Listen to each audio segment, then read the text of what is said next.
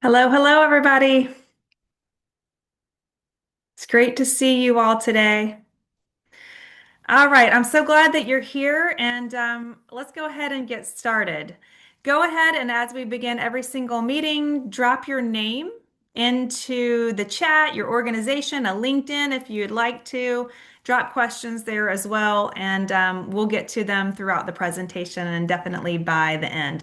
Today, we're going to be talking about AI for emerging nonprofits. Really, it's about how to work smarter, not harder, leading better and serving more, but most importantly, supporting these human-centered missions that we are all championing for our veteran and military connected community. I'm your host today. I think you all know me by now, but I'm Natalie Worthan. I'm the founder and CEO of Veterans Collaborative. I'm also a 24 plus year veteran in the nonprofit sector. I'm going to tell you a little bit about my experiences today and how we weave it in. And again, utilize AI in entry level positions and also to grow strong missions down the line. All right, a little bit about us. But first of all, always be a little generous with me because I got to drop some polls in here because you know how I like to measure things. So I'm going to drop the first one, little host tool here. How do we drop these little polls? Um, I think it changed a little bit, or maybe I won't drop a poll. I don't actually see it here. Oh, goodness. Host tools. There we go. All right. Well, we had a poll, and it was basically just thinking about how you're able to utilize AI right now in your organization. So, are you using it? Are you barely using it? Are you afraid of it? Go ahead and actually drop that into the chat, and we'll have it tie in to the rest of our time together as well today. I'm going to give you a little bit of an intro into Veterans Collaborative if you don't know us, and if this is your first time joining us on one of these Mission Forward meetings, but we believe that local access changes everything for our community.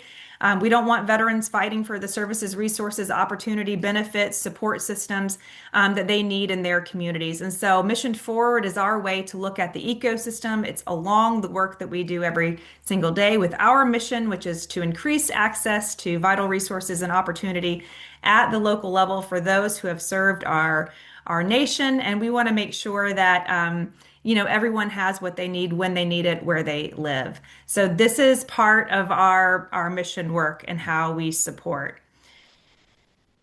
The challenge that we look to overcome every single day is that resources, opportunity, policy, these things stay gathered at the top and they don't reach down to local communities. And building the ecosystem, building a collective network at the local level, utilizing ambassadors, community-based organizations as that filter is essential to us, is how we believe that we could actually flip this pyramid upside down. The majority of organizations that join us on Mission Forward are operating with budgets under $1 million. More than that are operating with budgets under $100,000. And we're invested in you. We want you to sustain. We want you to thrive. We want you to grow because that's the only way that we can actually serve our community. And that's what we're missioned to do. So how we do this, fiscal sponsorship, we are a fiscal sponsor of 45 plus serving organizations, veteran led, veteran founded and focused, serving charitable initiatives, military spouse as well. So veteran, military spouse, or advocate. At the end of the day, it's about force multiplying. It's looking at what exists and what doesn't exist in communities across this country, and it's giving that foundational backbone so we can actually fill those gaps at the local level. We have a resource radar where we vet thousands of organizations at the local level every single day. We map ecosystems from region to region, state to state. Again, understanding what's available and what's not, and being able to speak to the challenges of our community. And then we have Veterans Labs. These are our mission programs. And so these are the programs that we work with invested stakeholders, including Heads Up Vet, Mission Forward Veteran Nonprofit Leader Circle that's generously empowered by Dominion Energy, Centera Health, the Community Foundation of Charlottesville, as well as the Hunt Family Foundation. And so we're able to bring these programs forward to move the needle. Again, everything that we do is access at the local level, and that's why we're here today. All right, today's session, a little housekeeping. I always like to start off with this. So I'm not going to really like go into the how you set up your AI personally and really get into the weeds of every type of use case, but we're going to get a general overview of not only the ways that we use it, but also some practical tips for the nonprofit space and how you can start to implement it. Slowly and sustainably and ethically, which is really important to our community. So we're going to talk about that. We're going to talk about how AI can support some of the hats that we wear. If you are a founder, if you are a small team, which most of the organizations that work with us in Mission Forward are, you're wearing multiple hats. And so being able to bring in some, type of, artificial intelligence to support our human intelligence and the great work that we do, that's kind of what we want to talk about today. We're going to really talk about grant writing. I think that that's probably fundraising, grant writing, those aspects with AI are really important, and it's something that we're going to be hitting on throughout our sessions over the next 6 months as well. And we want to provide you with a tool that you can immediately use. So for those that were able to join the call, we will email you 50 great tips and prompts for nonprofit executive leadership. All right. So we have a poll, staff time. My polls aren't picking up, which means I didn't save them correctly. So that's my fault. But we wanted to think about where your staff time is draining you at. Like, what are you spending the majority of your time on? Is it administrative task? Is it analyzing data? That is something for you to think about and you to kind of wrestle with as we talk about how we're able to support. Again, these structures, these different use cases for AI and nonprofits. If you want to drop it in the chat, that's great. Or if you want to just think about it, we're going to hit on it a little bit later. But the reality is that most of us wear so many hats in nonprofit leadership and business development for sure. We write our own grants.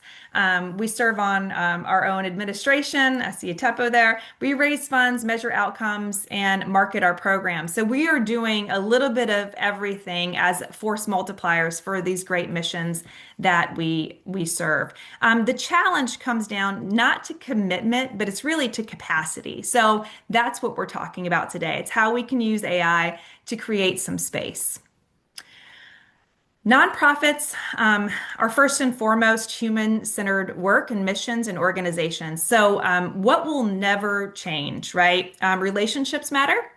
Trust matters. Trust-based philanthropy is essential, and your community matters, and how you're reaching out to them matter. All of that is human-centered missioned work, and AI will not replace. I'm going to start a little bit with my views on AI from a nonprofit professional and just some of the concerns that I have. So we talk about like these lived experiences, leadership, empathy, all of these things, human intelligence, human judgment that you bring to your missions every single day are essential. We have to always connect around those, what AI can't do, and will never do and will never replace. So human intelligence is enhanced by technology. It's enhanced by AI. It's not replaced by it. And I'm going to tell you a little bit of story about my experiences in the nonprofit world. So 24 years, I started off as a grant writer. I had great opportunity, a random opportunity, because even in hiring, I think you know that technology actually filters. It's algorithms and it's filtering down to usually the top 10% of applicants. And back in the day, we would find nonprofit jobs on Craigslist. I don't know if anyone ever had that experience, but that was actually a few of my experiences came from Craigslist back in the day. But my start in the nonprofit world actually started right after I graduated college. I was on a city revitalization grant committee, and we were putting money back into the city of Birmingham and rebuilding downtown Birmingham for urban development. And I was pre-law at the time, and I just got chosen, put on it. I was recently married. I'd graduated college, recently married. My husband was deployed, and I was waiting to move up to Fort Drum, New York, our first duty station. And I was unhireable at the time. This is just the true of true stories. I started volunteering in nonprofits when I got to Fort Drum. I worked for the American Red Cross, and I was doing emergency relief messages and AER grants and things like that as a volunteer. I had gone down to that Watertown Mall and I had applied for every type of position I could possibly think of because I just needed something to do. That was really the basis. I was volunteering in the unit, supporting, waiting for my new husband to come home to our brand new house he had never seen, and that was the start. Within about 8 months, we would move. My husband had another job opportunity, and we were in Fort Benning, Georgia. And I was again on that hunt. And I was like, where am I going to find a job? And I decided to actually go back to school because I was pre-law. I was studying for the LSAT. That's what I wanted to do. I wanted to study and be a constitutional lawyer, and serve my country in that way. I just have always been really, a love of history and a love of our law. And so I'd gone back to school to have con law and criminal justice theory. And I was like, let me just get back in this and see if it's going to work out. And I ended up meeting somebody in a Pilates class because I took another class too. Again, I'm filling some time here as a new military spouse. So I met someone in a Pilates class, and she was a curator at a local museum. And she's like, we are looking for a grant writer, so a development officer. And I think you'd be perfect for it. And I was like, I'm sold. Where do I show up for this interview? And within like 2 weeks, I had interviewed and I got the job. And I started off in the development office. And it was a phenomenal experience. It's still the experience, the foundational experience as an entry level position into our profession, nonprofit business development and organizational development. That gave me the most diverse experience. First, I was a grant writer. I learned the language of that museum. I wrote millions of dollars worth of grants. That's where I got my first government grant experience, my corporate grant experience, all of these opportunities, community grant experiences. And then the ability to story tell. So it was learning language. It was diversifying my ability and my to write and to write for different audiences. So AI is a combination of that type of entry level skill and how we can refine that skill. But it's not a replacement of it. If I think right now, like if I was coming into the field and I had this tool of AI, it generates for you, and we're going to talk about prompts and smart prompts, but it's not necessarily teaching you the 101 basics of business development. So, and that is how you effectively tell your story to various audiences. And so that is always the concern. One is that, it could over provide opportunities and strengthen capabilities without developing the individual. That's number one. And number two, that we're not going to have enough entry level positions that could really gut our sector long term. Those are the things that I think about with AI and from my experiences and how I grew and developed in a nonprofit career, to create even, the organization that I lead now today and these programs that we're able to tackle for our community. So it is a balance of those two things. And I want to always stay connected to the human connectedness, the centeredness of the work that we do, and think about as leaders how we develop the folks on our teams with AI. All right, so mission forward view. Again, I shared that with you only because it's a concern and it's something that as leaders we have to think about. But what we want AI to do, what it should do is increase capacity, never ever be a replacement for people and the work that we do. We want it to enhance our missions. We want less administration, more impact, more ability to build that. If you've been on these calls with us, we've talked about effective philanthropy. We've talked about stewardship. So more relationships. Nonprofit business development is absolutely centered around relationships, even down to the people that we serve. So less repetition, looking at the things that we can streamline and not take a lot of human capital to do. We'll talk about those. More service, less burnout. And burnout is huge for early stage founders. It's huge for our community, especially honestly in development. Nonprofit business development has high rates of turnover of any other sector. So it's really important to understand how we can utilize these tools to enhance. I did have a poll there too, and I told you I saved them wrong. If you want to think about some of the concerns that you have, some of the needs that you have, like the things that you're thinking about today, maybe what even brought you to this conversation, you can drop it in the chat, or again, just think about it, share it, as we go along and this ability today. All right. So current use cases. All right. So do any of these resonate with you? Email drafting, I use that every single day. Meeting summaries, I use it every single day. Research, not as much on research, but actually the analytics, I use it every day. Social media content, this is going to be a big one. Is something just generating something for you? Or are we being smart about what we're asking it to do? That's really important. Grant writing, show of hands if you're not on here, if you're on camera, who's using it for grant writing? Okay. Yeah. All right, great. We want to be a little bit more smart in how we utilize it because I'll give you a few little tips as a grant reviewer. And reporting. So again, that data analytics reporting on something, I take in grant reports all the time. If you've joined Mission Forward, you had to fill out some information about how your organization serves. Every time somebody drops something in, it's how we collect our data and we're analyzing it and reporting on it every single day. And then, of course, it's great donor communication. How do we streamline these processes utilizing multiple tools? We're not going to talk about the streamline of all of these processes and tools that we use on this call, but we will definitely get to it because, again, we've got to be able to sync some of these things together. Perfect. All right. And of course, the biggest benefit is you're supporting your mission. All right, so here's what the research says. So this is the Center for Effective Philanthropy. If you don't know them, they've got a plethora of information. Always check in with data and research because we talk a lot about data, and especially in the nonprofit sector and how it impacts our veteran and military connected community and our sector.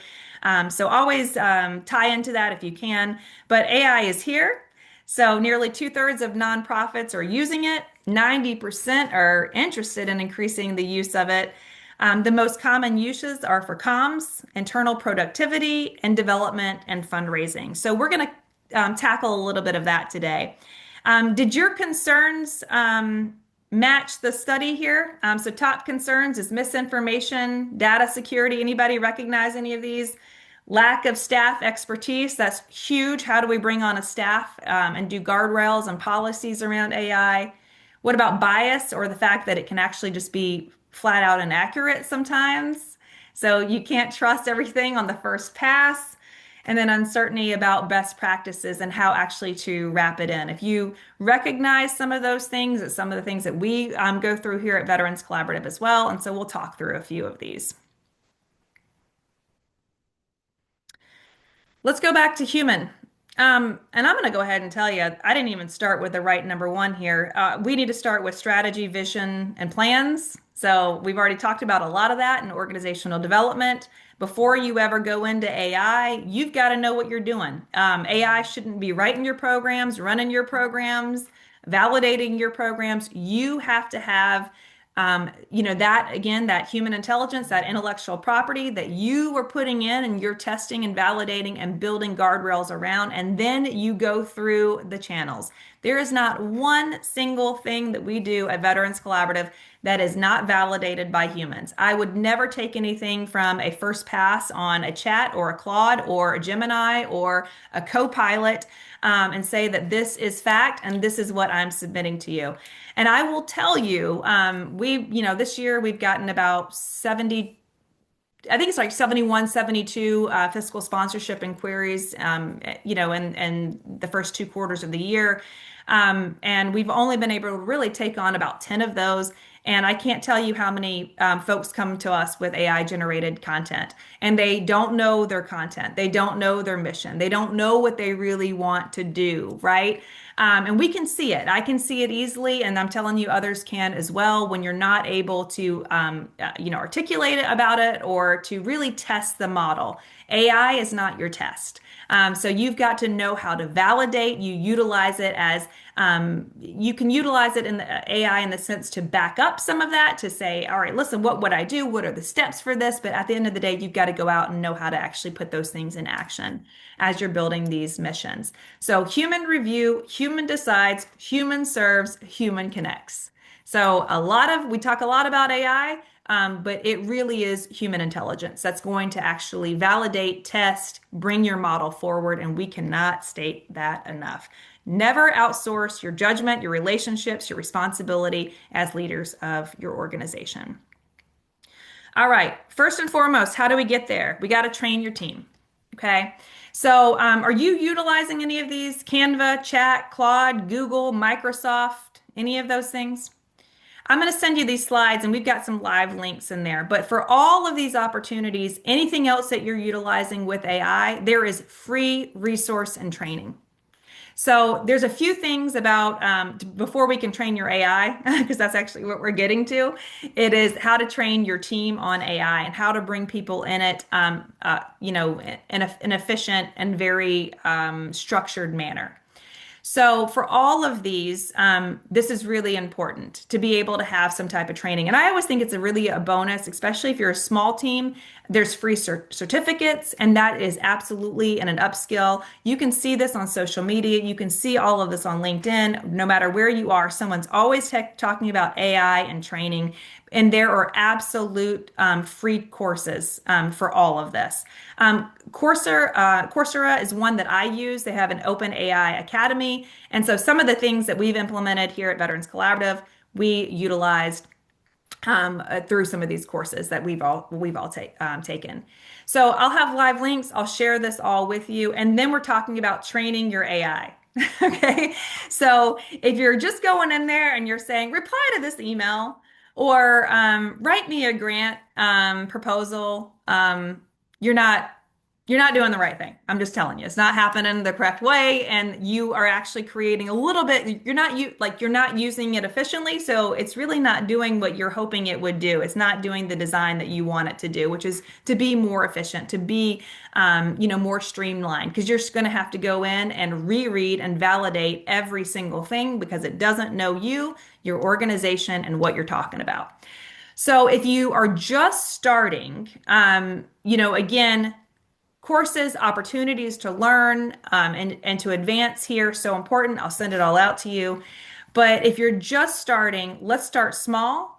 Let's think about guardrails. Let's think about workflows and experiment, test, and validate before you roll it out into, some type of organizational wide policy and process. We've got to provide guidance in all the things that we do. Let's go to some use cases. All right. So again, like I said, don't hit reply to this email. It's going to reply, no telling what voice it will be in. Okay. So, some of the things it doesn't replace jobs. We already talked about this. It changes them. It makes them more efficient. That is what you want to get to when you're looking at these small teams. So for this administrative support, think about a prompt that's like summarize the notes. Think about the voice, right? So how do you utilize something when it's summarizing notes? You've got to give it guardrails. Generate summary, review, send. You're saving tons of time. Those are quick things that you can easily do to be able to get, some action items. I often will take notes. Every meeting has transcribed notes from our various systems. And so when I'm looking for follow-on emails, if there's something that I've got to follow up with someone on, I take the notes. I take, what I've programmed in for my emails and my prompts, and I voice it together so it creates a little bit more quicker outcome for me. And then, of course, I always read and review and make sure that, it's representing my intent at the end of the day in the best way and my voice in the best way as well. So that's admin support, super simple things to do. I talk about volunteers here or programs, but I'm going to go for some real world cases. You can read a few of the prompts here, and we're going to go a little bit deeper into it in the next slide. But I'll tell you one for us. We just finished a 3-month ecosystem mapping of every 501c3 direct service organization in our country. So we went state by state. We gathered all the data, and we had a team of folks that were doing this and verifying the organizations, if anyone was still serving, if we could actually. One of my biggest pet peeves is when you can't reach out to an organization, you can't contact anybody. If I can't contact you, you can't serve me. So we, really went through and vetted our resources for our radar, and we've got thousands of them. We have about a list of about 15,500. And so that ecosystem starts shrinking a lot quicker from the 45,000, 50,000 that folks think that are out there in the C3 or the verified, IRS determined organizations. So what we did was we took the Virginia ecosystem and we ran it through AI with some absolute smart prompts. We, said to look at the taxonomy. We verified it by mission. We verified it by organization name. But we wanted to do something with the Heads Up Vet ecosystem that we're looking at from state to state. So starting in Virginia. And what we really immediately understood about that ecosystem is that there's a lack of mental health resources. It's only about 2.3% of the service organizations in Virginia. And then when you start looking at TBI and head injury and direct, organizations that serve in that way, it's non-existent, right? So that tells us something about the ecosystem. But before we can say that, and I can come on here and talk to you about that, I had to validate and verify. It went a lot quicker having AI do it. I took something that could have taken my team probably weeks to do, maybe 2 weeks to do, verifying and calling and validating and making sure that I was speaking to the taxonomy and understanding again that mapping system. And we were able to do it within 2 to 3 days and be really confident in the data and the analysis that we had, right? Those are real world use cases of how you use, again, human intelligence to verify, and then you go back and you say, test this multiple ways. I want to make sure, right, that I'm looking at the right things, and with the right prompts, smart prompts, we're able to get at a very confident answer. So tested and verified, by my team, by individuals, which is really important. When we think about AI being widely, adopted by our organization, there's some things that we're doing, right now, like, which is why this is a great jump off point for us on this conversation today, because we are looking at policy. We are looking at guardrails. We are looking at the needs of our organization, the gaps that we see, where we can utilize AI every single day. And so the ability to take this tool and to enhance our mission and to enhance our ability to serve is really what we hope that you're grasping onto as well. And not the ability to reduce teams, reduce entry level positions, but to make them more efficient in how you serve. All right, more prompts. I'm just highlighting a few here, but in your donor stewardship, great tool. How do you tailor your thank you letters, right? Campaign messaging. Campaign messaging and even going down to comms, I'm going to tell you again, like, so my AI is trained. It knows my voice. I put a lot of information in there, and I do have the top review over everything that goes out of this organization. And I think it's a hard one for comms as well, because again, if you're utilizing comms, social media, those drafts, it's just going to do basic generic things. And unless your team is actually building and training theirs, it's not really going to have the organizational voice. You have to be careful there, and how you put this out, especially when you're delegating that responsibility to another teammate. So we had a situation, this is something that's just really real world for us, where our social media folks would come up again with a week's amount of posts. We review them 2 weeks in advance, and we would edit in this tool that we use. The AI that was being utilized to create probably a lot of these posts, again, general messaging, right? We knew exactly what we wanted to say, whether it was partners or projects, how we highlight our community, our mission, how we talk about ecosystem building. All of these things had different messaging. We've already talked about that. But then we would go in, it's like, all right, let's tweak this. Well, as we were tweaking, if you're not tweaking in AI, you're not teaching it. So it kind of came back to me. I'm like, oh my gosh, we're saying the same things over and over again. What I really need you to do is take these prompts and take this voice and this message and how we want to come across to our community. And I need you to go in and whatever you're utilizing, again, if you're not using a system-wide AI policy and a team connectivity, you've got to go in and train it individually. So it's just a word to the wise and the comms. But it's great for these things. I've already talked about admin and meeting summaries, job descriptions, performance reviews, plannings, and timelines. It's there to enhance you. It can do any of these things. Um, when we go into grants, we're going to talk about that in our next slide. But if you're saying, write me a grant, write this email, reply to this email, and you haven't talked about how you're going to train it, we got to get on that training. Or again, you're just, basically it is like an administrative assistant where you're going in and having to retailer it again and again. And again, you can get a little bit more tailored and smart with your outcomes. So the use is like you are a grant writer. Our mission is, the audience is, the voice is, our outcomes are.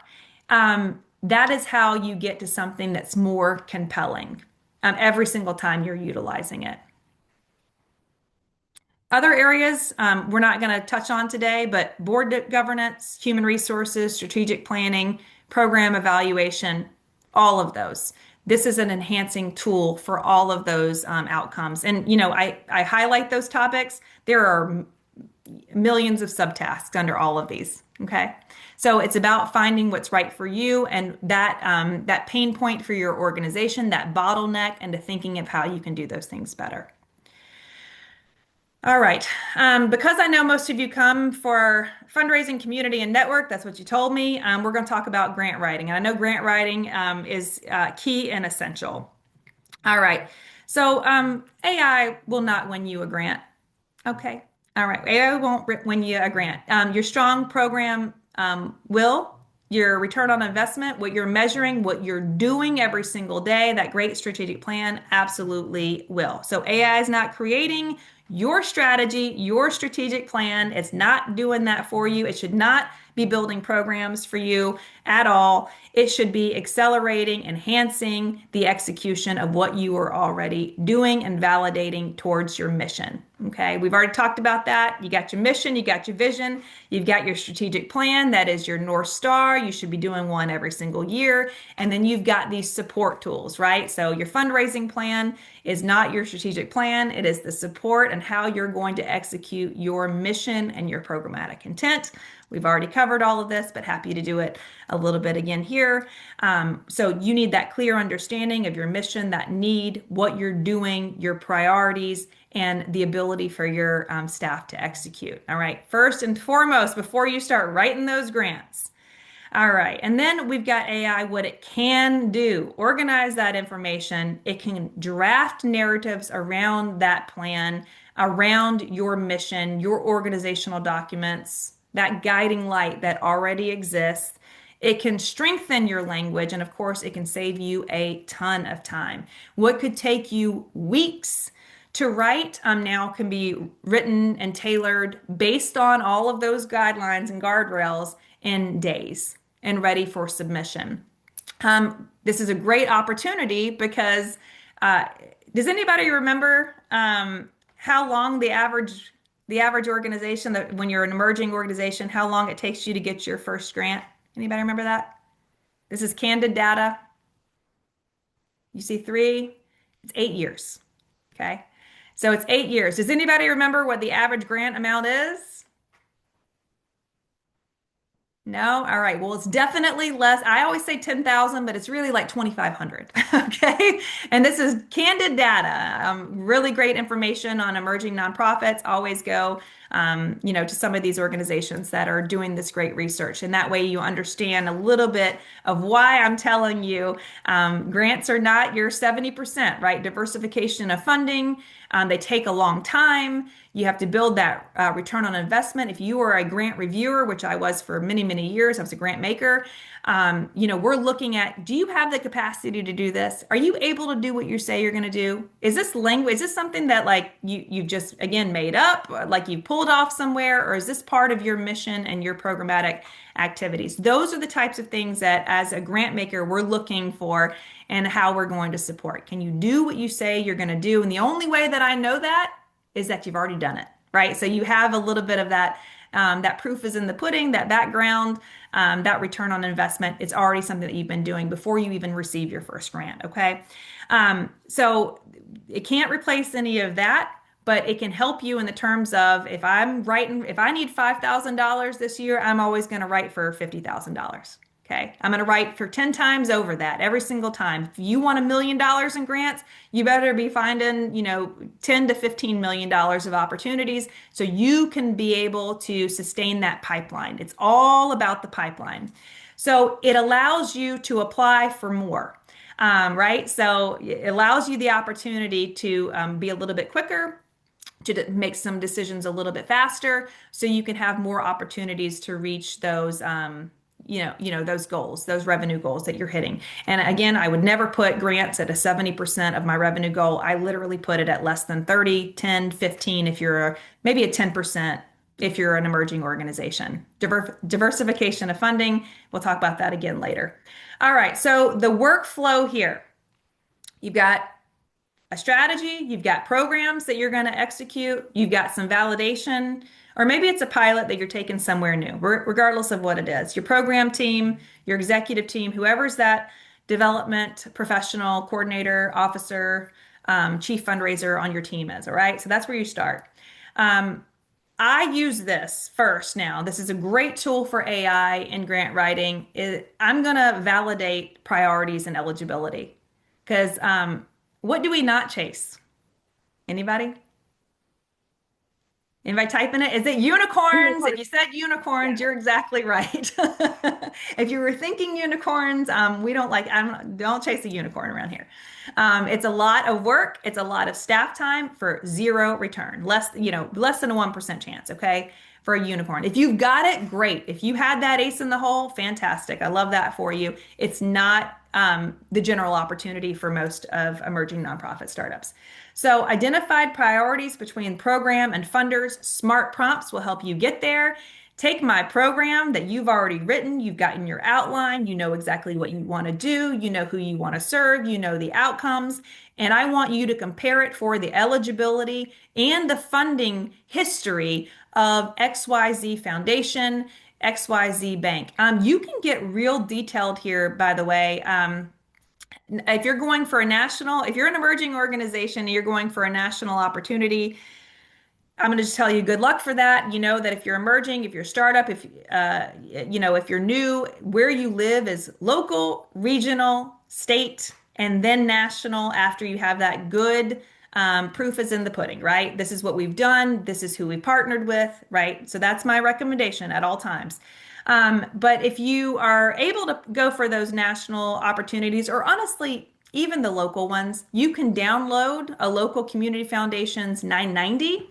Any grant that they give over $5,000 has to be reported to the IRS. Anything that you give over $5,000 has to be, or you receive over $5,000, it has to be reported to the IRS. So they do that too. And you can actually go and say, does my organization match their funding, who they generally fund? You can get really, really down to the nitty gritty with this if you know a little bit of tricks in the trade. That's a 990, uploading somebody else's 990 into your AI and say, tell me about my program versus their funding priorities versus who they've given to. And that will tell you immediately if that opportunity is worth your time. Okay. So I always start there. Identified priorities, I start right there. And then your team reviews it. And then you get to go in and you get to tell AI to draft a first draft. Grants generally don't change. They want to know about you, who you are, Who's your leadership team? Who's your board? Who are your partnerships, right? And then tell me what you're going to do. If it's general operating support, you give a good overview of the entire ecosystem. If it's programmatic support, they want to know who, what, when, where, why, and how. Okay. And then they're going to tell you about some reporting things. It generally doesn't change. So, an overview of your organization is always asked. Your leadership is always asked. Your partnerships are generally asked, not all the time. And then you go into that general operating versus programmatic support. And how are you going to measure it? So, what does success look like for you? Those things don't change. All right. So, that's what AI can help you tailor your programs to that type of format. And then you're just repeating, you're looking at language, you're getting in details, and you're making sure that you are answering fully the questions of the funder. Okay. And then from there, your program team reviews it, your leadership reviews it and refines it because we're doing that human test. Can we do this? Did we say that we were going to, start asking for, PTSD assessments on veterans in this program? Because that's what this requires, right? So we start making sure that we're able to execute based on the funder requirements. Okay. And we do not chase unicorns. We do not mission creep. We do not do any of those things because we feel like we have an opportunity here, right? Your strategic plan has already told you the who, what, when, where, why, how of your organization and your programs. And now we're utilizing AI to help build language and tailor language for grant opportunities, not create new one-offs that can get you into some type of trouble depending on your capacity to execute at that level, all right? Okay. And then you get to the final submission. Oopsie, excuse me. I just jumped through all that. Great. All right, smart prompts. Never take the first pass. I already told you that. Act as a foundation reviewer. Act as an analyst. Act as a research. Does anybody use these things? Tell it who it needs to be. Okay. Tell it the voice you want it in. I had a real world situation the other day that we added something to one of our contracts. And I always have every single thing is read that I ever draft that's going to go into policy. It's read by multiple people on the teams. AI is not perfect. I'm not perfect. And that is the name of the game. Okay. So yesterday I was having my team read something and she's like, this seems aggressive. It was in a title. It was in a title. She's like, this seems aggressive. And I was like, all right, well, that's not what I want to be, right? So I want to be fair and balanced and firm. I've got a business that we're running here, but I want it to always represent the end goal for our community and our organization. So that was in that second check. I got another one, I'll tell you. I used to do all of the campaigns, mailings, annual direct campaigns for the West Point Association of Graduates, and I emailed and mailed 70,000 every, time we turned around. And I had this one time, I drafted something. It was going out to our entire data, everybody that we had in the organization. It was a huge campaign that we were doing. I reviewed it. My director reviewed it. My vice president reviewed it. My comms reviewed it. The executive leadership reviewed it. It passed through 13 people, went to a printer, got a final draft and reviewed it. And right before we sent it, that's where we found the mistake. One spelling mistake. Okay. So that ability to review and to make sure, always have someone double check your work. All right. Review this proposal, search for direct alignment, review funders on the 990. I do this all the time. Make sure that you're aligned. What is weak? What is missing? Does the budget support this? Would you fund it?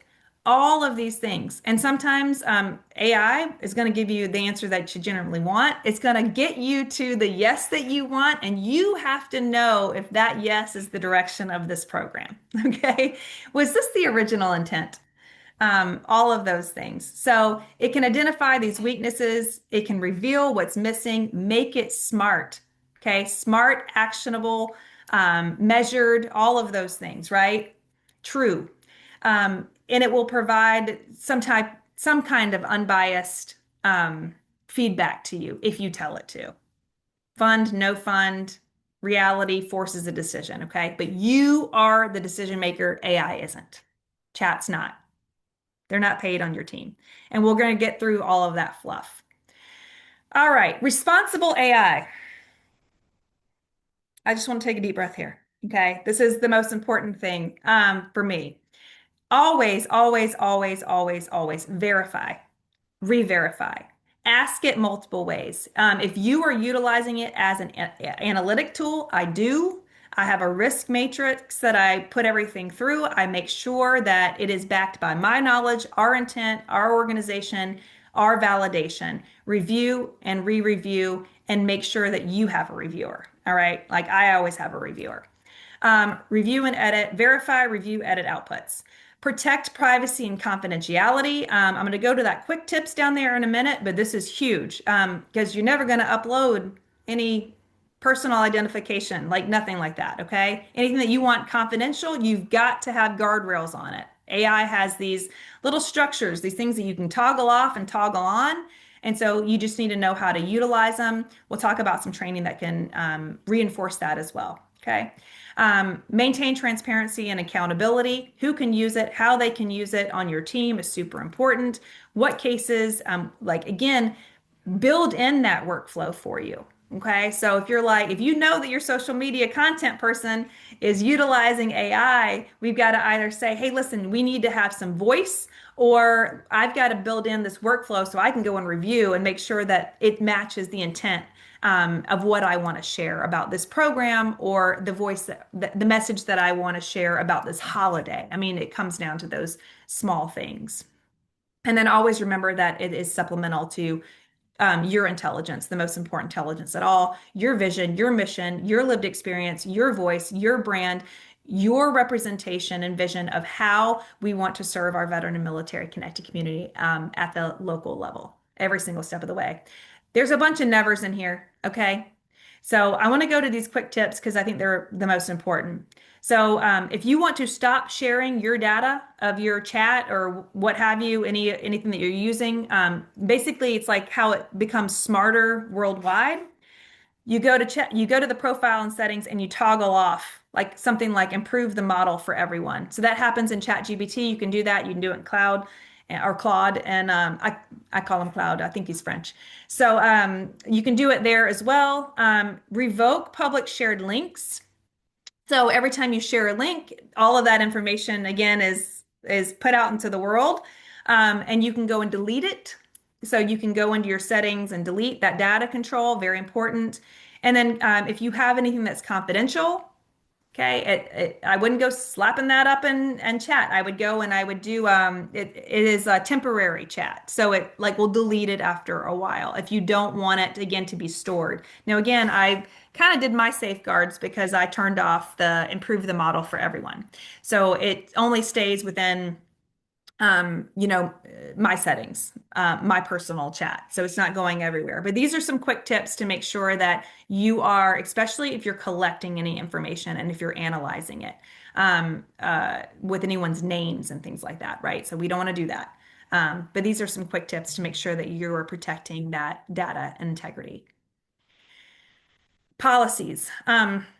I don't know, guys. Anything that you do, you build a policy around, okay? So it's the foundation. It's like how you don't want to, you can test it, you can validate it, but you want to be also thinking about use cases, policy, how you're going to roll it out, how you, if you're a team of 1, 2, 3, 5, and you have a vision of being a team of 25, knowing that this is going to be part of your organization, you've got to think about how you're building along those guardrails for everyone as you go, okay?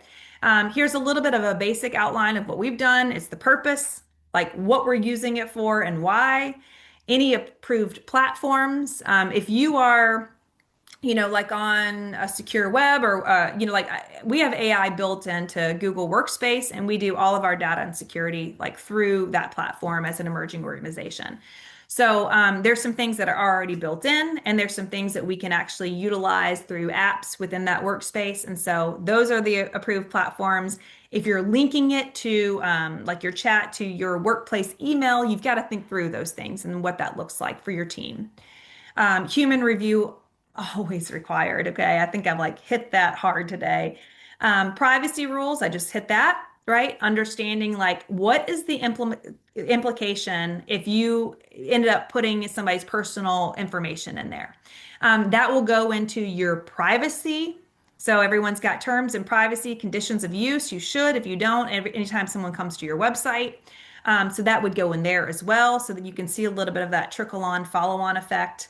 Confidential information, we just talked about that. Copyright information, right? Super important. Understanding, like, again, that the ability to like create things, if it's getting shared with anyone, all of that. Okay. So this is your AI policy. And then, of course, transparency. Um, Guardrails all day long for your organization, and everybody you serve. Okay. It's just 101 here. All right. Time to wrap it up. AI doesn't replace jobs. AI is about the ask. All right. It's only good. A database, anything that you use in technology is only good as what you put in. So you're not going to get anything out greater than what you're able to train, put into it. Okay. That's 101. That comes down to your CRM. It comes down to your AI platforms. It comes down to any tech that you use. Guardrails are essential. You shouldn't be doing anything without the foundational structure of like, okay, who we're serving, how is it protecting the organization, how is it enhancing? Okay. And find one task this week and test it out. So think about that bottleneck. If you see, John says he wears 1,000 hats.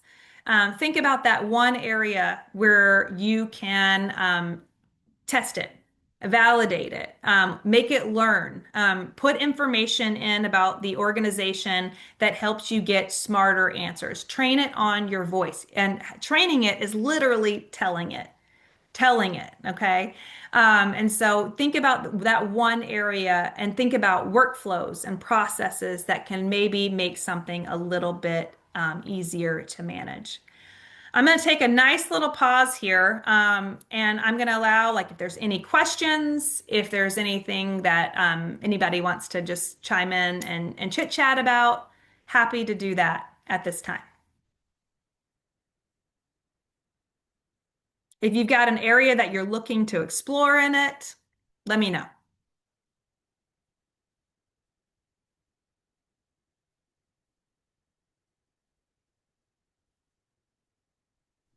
Okay, hey y'all. Hey, Miss Camille. Hey. So I did not know about the email, the writing emails with AI. And so I I mainly use it for editing. So I write articles. Mhm. Um, so anything that I write, I tell it, please don't take. So what it does for me is put things in chronological order. So I interview subjects, and they'll be all over the place. I let them do whatever the spirit leads. Now, they'll go back, and then my recording is going to, have some things distorted. So I'll put it in the transcript into AI and say, extract all the quotes and everything. I build the story, the article around their quotes. So once the article is complete, I ask it, keep it in my voice. I am checking for grammar, but that chronological order thing. Now, sometimes Claude and I will go back and forth. I just say, make it make sense. Yeah. So keep everything in order, and that's how it works beautifully for me. So what chat does, oh, chat is amazing for my graphics. I love chat for like covers and stuff. Somebody did not want to submit photos. He was he did special ops stuff that was like secret, a lot of secret stuff. He doesn't have any photos of himself on social media. So I asked Chat, please, make cover art for where he lives. Yeah. One for where he lived, another one where he served in Korea. So that's what Chat does for me. Gemini, we just argue back and forth. He's always trying to tell me, no, that doesn't sound right. You're a little bit too blunt. So me and Gemini, we go back and forth. Yeah. But Chat is the one that keeps me like, grounded, corporate kind of. Claude is he's open.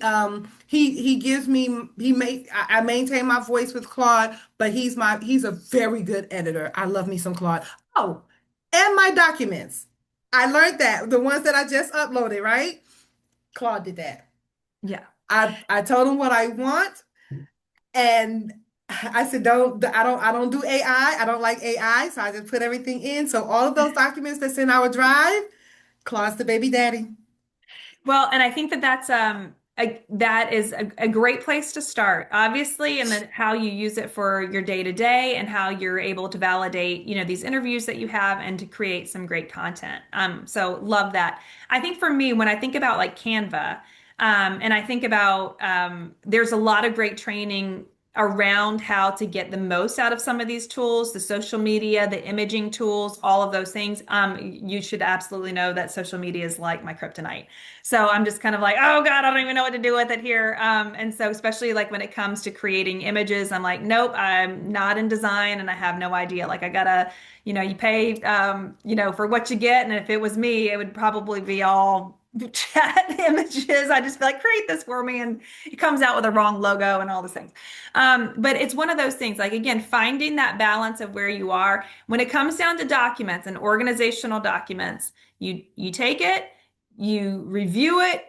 Don't let like again, it's over deliver. So sometimes, like for me, I will take things, and this is after years and years and years of writing documents, and I drafted them before we have. I mean, AI is new, guys. So like, and it's years and years of drafting these things that you kind of can understand, and you really immediately see like when it's drafted by AI versus when it's original content and then it's just edited. So sometimes understanding like again, show me proof, like asking it to draft you something versus like compare, give me different examples, right? Just to make sure that you're learning about the foundational documents and what you need for where you are, right? Those are also really important things to do. Always validate and test every single thing that you want it to do.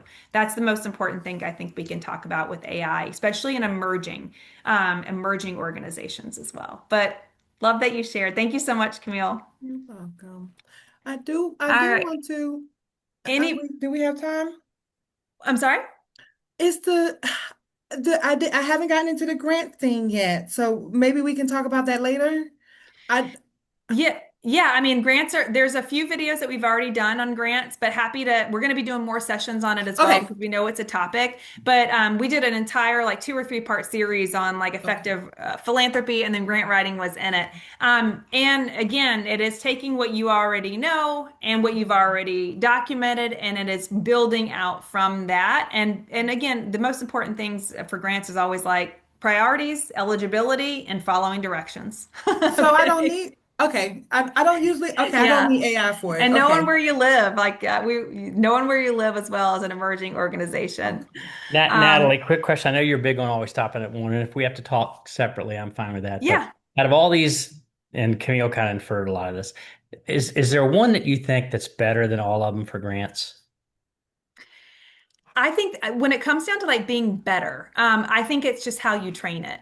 Right. So I've been on ChatGPT because that was obviously the first one, and then now Sure. Anthropic with Claude it's come out. So I've done some things in there as well, and because I haven't trained Claude, and I've got Gemini, and I've got another place where sometimes you now you can just go to Google and do things right too. So for me, it comes down to that training. So chat works really well for me because chat knows my voice. It knows my organization. It knows every single thing about the back ends. It's been trained really well. So I would say for that. So for me, if you're just now starting out, it's telling, you go in there, you create a project, right? And it will always be grants. So everything that I do for grants is under grants. And I tell it about my organization. I put in information, I put in documentation, I put in things that, again, are not confidential and things that absolutely we would, that are on my website and we want to share, right?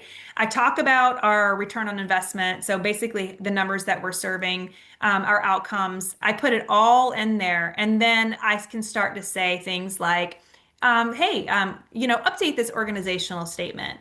I want it to lean more on the experience of our executive team. Or I want it to lean more on the experiences on the board. Like I can tailor that now and start to get really refined responses because it knows a lot about my organization. And then you go in, and after I tell it about my program, here is the overview of our program. This is what we've done. This is where we're going. This is where we believe, right? All of these things about that it already knows because I am telling it exactly what I want it to do. Now go out and I want you to um, look at this organization and see if I meet the funding, if this is a strong candidate for funding priorities, based upon what they've given in the past, right? So then it starts to tailor a little bit. So to That's me, what I've it's pretty not much done. Yeah. not one versus the other.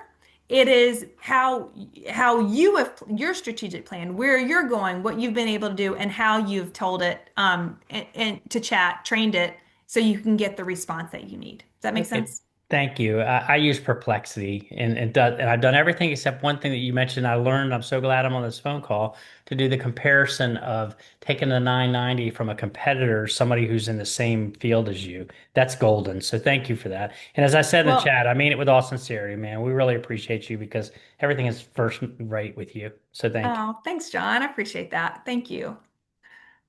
Sean, I see your hand up. Hey, Natalie, thanks for the information. Just curious, quickly, have you had any success with getting capacity building grants for the purpose of using AI? Because the monthly subscriptions kind of eats into our budget, especially if you want to upgrade and actually maximize use of it. Um, we haven't received any of the funding, but we did apply this year. So we applied for something with Amazon. So again, if we wanted to upgrade our security, we need those credits. Amazon is very expensive, AWS. So it's very expensive in the back end. So we've applied for those. Microsoft has them. Google has them. So we haven't really applied for much more, but I could absolutely see. I just saw something the other day. I'll have to look in my email because it talked about grants and organizations in the nonprofit sector and how you can learn. I forget what organization was doing it, but folks are putting like a bunch of money in there and they want, I think actually it was Anthropic. And it's because what's AI missing? Humans, right? And so that's how you like for the nonprofit space, for it to be real a competitor in the space, it's got to learn from humans, from our mission, very different work that we do in this sector. And this is why I say it's never going to replace anything because it's based upon, again, logic and lived experience and human connectivity. And that's what AI actually really doesn't have. But they're giving out a lot of grants right now because they want it. They want to learn from what we do and how we serve. So I haven't received any yet. We've absolutely applied for it. There's also the ability to like connect with tech experts so you can, like understand what the implications would be. Like, so for instance, we wanted to bring in this technology, and this is actually what we went for this Imagine grant for AWS. And so it would be bringing in AWS to our organization, but it's also utilizing new tech that has AI capabilities. And so I said, hey, listen, we're looking about doing this. We would like to do it with you. We can't afford it today, right? So cash is king on our budgets. And so to be able to do this, we'll need some support. And so they basically, I said, what do we need to write for? And what are some technical terms and words that I can utilize? And so I actually went to the partner themselves and had them provide that information for me so I could be more competitive in the opportunity. So just a few little tricks of the trade there. Haven't gotten the funding yet, fingers are crossed. But the ability to bring in consultants, I think, could be huge. Especially for emerging organizations and how you use it, and then the ability to find those opportunities where someone's going to help pay to implement technology in organizations always. Something about, I just saw some stuff on like TechSoup as well. So TechSoup has like some consulting packages and they're discounted. So they'll give you like an audit of your organization and like where you could utilize it. Guys, I don't know about paying out of the box to do any of those things. I really don't. I'm on the fence about it as well. For me, when it comes to any type of technology and implementing it, especially in an emerging organization, and I consider an emerging organization all the way up to like $5 million budgets, right? I think that you're still, you're working every day, making sure that team can grow, capacity can grow, mission serving, right? We got so many things that we're doing at the end of the day, but it's hard to put a really big price line item on technology for emerging organizations. And I generally would say, no, I'm not doing it. Like I'm doing as much as I possibly can on, volunteer, free or low cost structures. Because at the end of the day, I want to be able to use, I don't want to have to raise $100,000 so I can give it over to tech. Right. So hopefully that answered you, Sean. I'm just kind of thinking about some of those opportunities. Yeah, you did. I'll hit you up offline because I have some ideas because there may be enough. There's a couple of folks that have had success with Amazon grant for their organization, like community foundations, and what they're not doing is I think it may work out a little bit better for the nonprofits that they serve to get the larger grant because they already have that capacity, and the organization can provide to the smaller nonprofits that they serve. Um, but Yeah. I'll chat with you about that offline. And then the Okay. second question that I have is that apologize for not being here a couple of months. It always conflicted with the PLS program that I was in, but I'm graduated free from that. So I'll be Congrats. back. But is there a way I could get the previous recordings and slide decks? Yes. So we went and we put them on our a YouTube channel. So they're on there. Mhm. And hopefully this one is going to get all worked out and I'm not my little talking heads because you know how animated I am. So I was really hesitant about sharing those because like, oh God, I just want to block out my head on these recordings.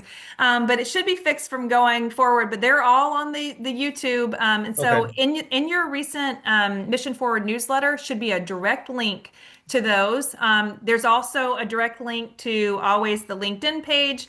There's a direct link. We want to highlight your organization, share it, elevate it, lift it, you as a leader as well. So there's direct links in that.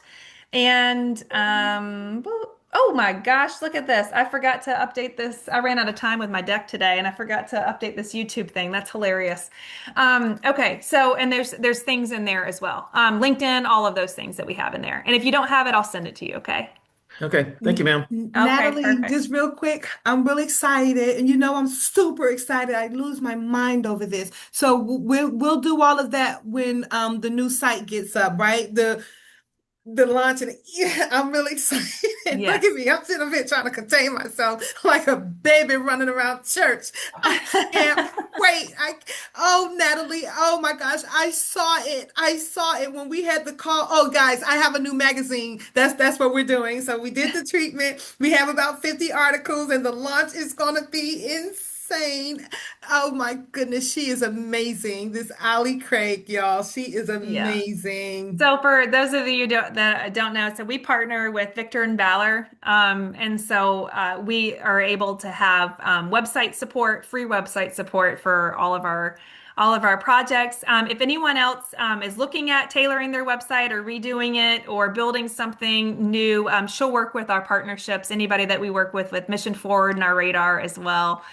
So just reach out to me and we'll make that introduction. But she does the PR for anybody that says that they're interested. So with her, and it's really amazing. She's helped so many of our projects, and then of course even Veterans Collaborative, and she's done our PR. So that's Victor and Valor, and Allie is absolutely a gem, and she's incredible. So. And I can't wait to show off this site. So we're going to do it big. Natalie, we're going to do it big. July. All right. Well, congratulations, Camille. And thank you Thank all so you. much for joining us today. I'll send out that YouTube because I obviously left something up from an old deck on, on the screen. And we'll make sure that that's there. But all of the old recordings. And then even Okay. today, I told you I'm sending you out something special about prompts and about how to utilize Okay. AI. It'll have some grant prompts in there as well. So you'll get that just for attending today and showing Okay. up. We've got like 131 folks that are signed up for this. We always say your participation is your membership, but we don't make anybody come. We're not kicking anybody out, but this is for you. At the end of today, there's a little brief survey. It'll take no more than 2 minutes when you exit out of here. Give us some feedback because we measure everything and we want to make sure when we report to our funders the success of our program. And obviously, if it's not meeting the marks, we want it to do just that. And so we'll change it. And if you want to leave us some good reviews, you can do that as well. Or just tell us like, hey, you need to, change it up a little bit. But tell us what you're looking at, what you need for your organization. Don't be shy. We're building all of this content for the folks that are showing up and needing some support, so we can continue to serve at the local level. So thank you guys so much. Natalie, can I just say Thank before we hang up, you. hey, Camille, Claude's my baby daddy. I love that. I know I loved it too. I almost breezed right over that. That was hilarious. All right, you guys are great. Thanks so Have a much, good guys. day. See y'all. Have a wonderful day.